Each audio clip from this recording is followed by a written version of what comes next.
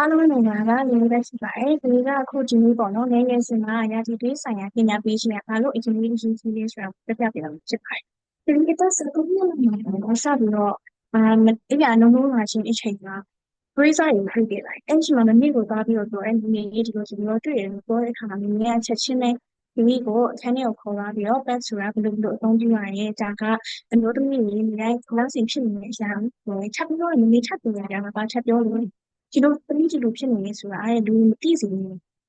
အဲ့လိုပြောတဲ့အချိန်မှာစိတ်ထဲမှာမမေတို့တွေ့ပြီးတော့ရပေါ့နော်ဘာဖြစ်လို့ပြောလို့မရရလဲမမေကရောဘာလို့ဒီအရာကိုဖုံးကွယ်ကြရလဲဆို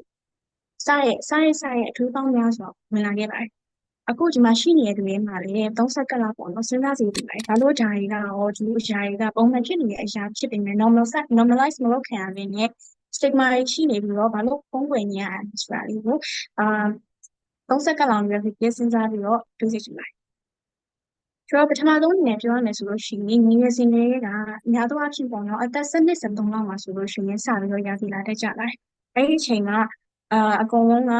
ဝိုင်းပြီးတော့ဒါကမပြောသင့်တဲ့အရာဒါကရှင်းဖို့ဖြစ်စီတဲ့အရာဆိုပြီးတော့ပြောတဲ့အခါမှာဒီခေတ်ရှိနေငယ်ငယ် generation တွေကလည်းဒီကိုယ်တိုင်ပေါ့နော်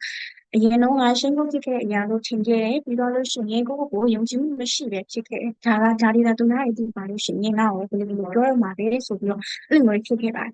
အဲ့ဒီအတွက်ဒါတွေကိုဘယ်လိုရှောင်ရှားရမလဲဆိုလို့ရှိရင်တော့ဥပမာတစ်ခုက Plan International Ireland ကကျင်းပတဲ့ပွဲတစ်ခုမှာပေါ့နော် Uganda မှာအမျိုးသမီးငယ်လေးတွေအများစုကအကြောင်းကိုမသွားနိုင်ဘူး။ဘာလို့လဲဆိုတော့သူတို့တွေ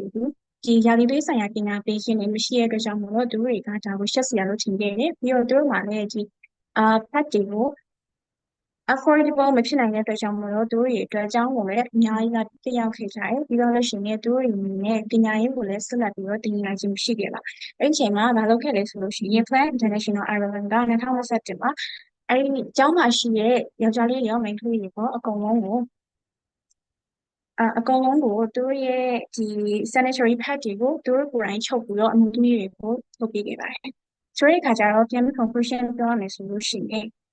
ဒီလိုမျိုးရာသီသွေးဆိုင်ရာပညာပေးခြင်းကိုရရှိတဲ့အချိန်မှာပို့ပြီးတော့လူမျိုးရဲ့ society တွေပို့ပြီးတော့ကောင်းလာတဲ့အရာတွေဖြစ်လာမယ်။ပြီးတော့လို့ရှိရင်လည်းအချင်းချင်းပေါ့နော်ဖိမကူညီနိုင်တဲ့ society တစ်ခုလည်းဖြစ်လာမယ်။နောက်ထပ်ရှိလာတဲ့အာ better နောက်ထပ် generation တွေမှာလည်းဒါတွေက normalize ဖြစ်လာတဲ့အရာတစ်ခုလည်းဖြစ်လာမယ်။ပြီးတော့လို့ရှိရင် shameful ဖြစ်တာမျိုးတွေ self esteem တွေရောကျသွားတာမျိုးတွေလည်းမရှိနိုင်တော့ဘဲနဲ့ပို့ပြီးတော့ကောင်းတဲ့ society တစ်ခုကိုဖန်တီးပေးနိုင်ပါလိမ့်ရှိပါတယ်။